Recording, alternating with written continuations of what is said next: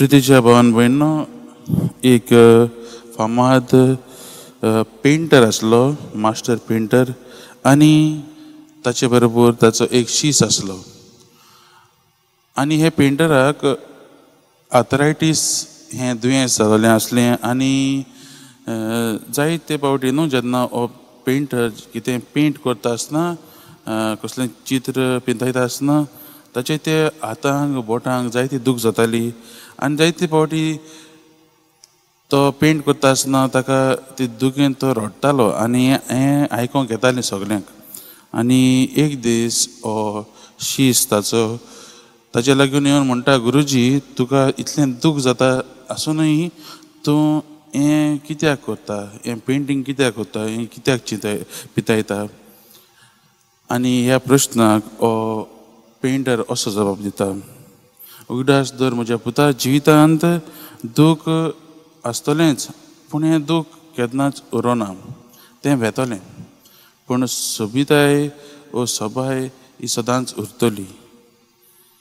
ओय म्हज्या भावान भयणो, असलेच दुखांतल्यान असलेच कश्टांतल्यान आमचोय धनी, आमचोय मास्टर पेंटर जेजू क्रिस्त ताणें आमकां आमच्या पासत, आमच्या पातकां पासत तो गेलो आनी आयज आमकां एक बरी ताणें आमच्या जिवितांत एक बरें घडून हाडलें.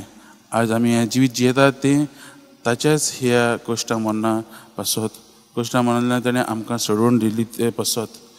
आयज आमी पळयता आयच्या शिव वर्तमानांत जेजू आपल्या शिसांक आपल्या मरणाची आनी कश्टाची तो खबर सांगता आनी हे शीस दुखी जातात. आनी रोखडेच ताच्या फाटल्यान आमी आयकतात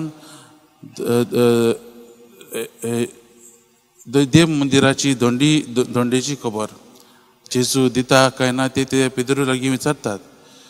केन्ना केन्ना आमकां म्हणटा, आमी दिसून येता कनेक्शन कितें आसा काय ह्या दोनी घडये मदें.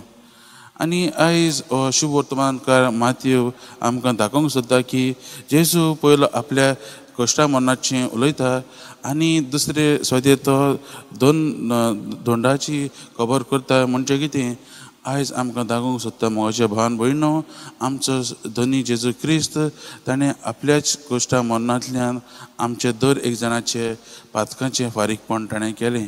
ताणें आमचे पातकांचें दंड ताणें आपल्या कुर्सार मरोन आमकां ताणें दिलें. आयज आमकां हेंच करूंक आपयल्लें आसा. आमी हे आमच्या धन्याच्या मोगान रावून ताणें आमचे पासत इतलें केलां, ताच्या मोगान रावून मुखार चलोवन आमी दुसऱ्यांक आनीक एक जेजू क्रिस्त जावंक आमकां आपयल्लीं आसात. आयज आमी पळयता जेजूच्या शिसांच्या दोग शिसांची प्रोफेशन आमी पळयता. एक म्हणल्यार धोंडाचेर वयता आनी आमी जाणा मातयेव 2 वसूलदार आसलो आनी तेच भाशेन पेद्रू खारवी नुस्तेकार आनी जेजू ताका म्हणटा दर्यांत वचून गोरी घालूंक. आमकां हातूंतल्यान शुभ वर्तमानकार कितें सांगता, तो आमकां म्हणटा की आमी जायते फावटी न्हू हें नियाळाक आमकां बरें, कित्याक आमी जायते फावटी ताचे भाशेन मातयेवा भाशेन जायते दंड एकठांयत आसात, जायते संवसारीक वस्तू एकठांयत आसात. तेच भाशेन पेद्रूचे तो एक कारवी आसलो आनी तोय संवसारीक जेवण म्हणजे नुस्तें तें तो धरतालो. आयज जेजू आमकां प्रश्न करता की आमी हें संवसारीक वस्तूचेर पातयेवन न्हय पूण आपणाचेर आमी जेजूक आमच्या जिवितांत घालूंक आयज तो आमकां ह्या वाचपांतल्यान आपयता. तर म्हाज्या भावान भयणीनो, आमी जेन्ना कसलेय त्रासांत आसूं दी, कसले कश्टांत आसूं दी, आमी आमची नदर जेजूचेर मारूंक जाय, आमच्या धन्याचेर मारूंक जाय, आमच्या मास्टर पेंटराचेर मारूंक जाय. आमच्या जिवितांत दूख येतलेंच पूण तें दूख उरचें ना, तें वेतोलें. आनी हें आमी दर एक क्रिस्तांवान कशें करूंक जाय, आमची नदर जेजूचेर धरून.